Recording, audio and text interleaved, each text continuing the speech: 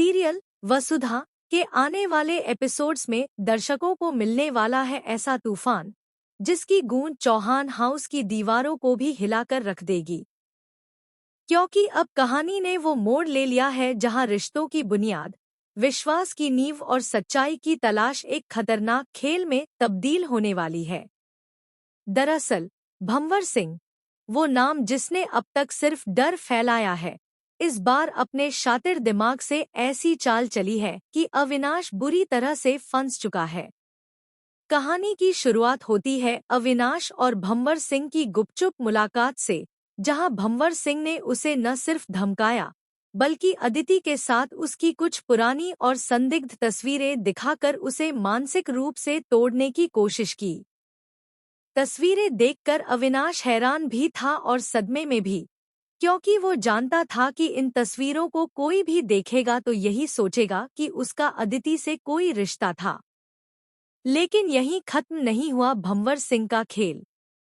उसने अविनाश से कहा कि उसे चंद्रिका सिंह चौहान से कुछ जरूरी पेपर्स पर साइन करवाने हैं, जो सीधे सीधे ऑर्फनेज की जमीन से जुड़े हैं।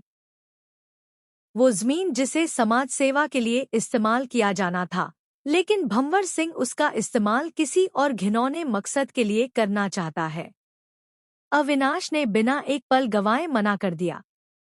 वो जानता था कि भंवर सिंह के इरादे नेक नहीं हैं और इसी डर के कारण वह घर वापस लौट आया। लेकिन उसे क्या पता था कि खुद भंवर सिंह चौहान हाउस के अंदर तक घुस आएगा, वो भी इन पेपर्स के साथ, और सीधे सीधे चंद्रिका के सामने उन्हें साइन करने का दबाव बनाएगा। चंद्रिका सिंह चौहान, वो औरत जिसने आज तक अपने उसूलों से समझौता नहीं किया, साफ मना कर देती है। लेकिन भंवर सिंह कहाँ मानने वाला था। वह गुस्से में आकर हाथापाई पर उतर आता है और अपनी ताकत का नाजायज इस्तेमाल करता है। उसी समय भंवर सिंह एक आखिरी चाल चलता है। वो पूरी चौहान फैमिली के सामने अविनाश की तस्वीरें और अदिति के साथ उसके पुराने चैट्स, वीडियोस और कॉल रिकॉर्डिंग दिखा देता है। साथ ही यह भी दावा करता है कि अदिति की मौत का जिम्मेदार कोई और नहीं बल्कि खुद अविनाश है। सबूत ऐसे जो सतह पर तो उसे दोषी बना देते हैं। चंद्रिका अवाक रह जाती है, दिव्या टूट जाती है और चौहान हाउस में जैसे मातम पसर जाता है। अविनाश पुलिस द्वारा अरेस्ट कर लिया जाता है और इस बार दिव्या भी अपना विश्वास खो बैठती है। वो जो कभी वसुधा की बातों पर शक करती थी, अब अपने पति को लेकर भी वैसा ही सोचने लगी है। वो अविनाश से तलाक लेने के लिए पूरी तरह तैयार है।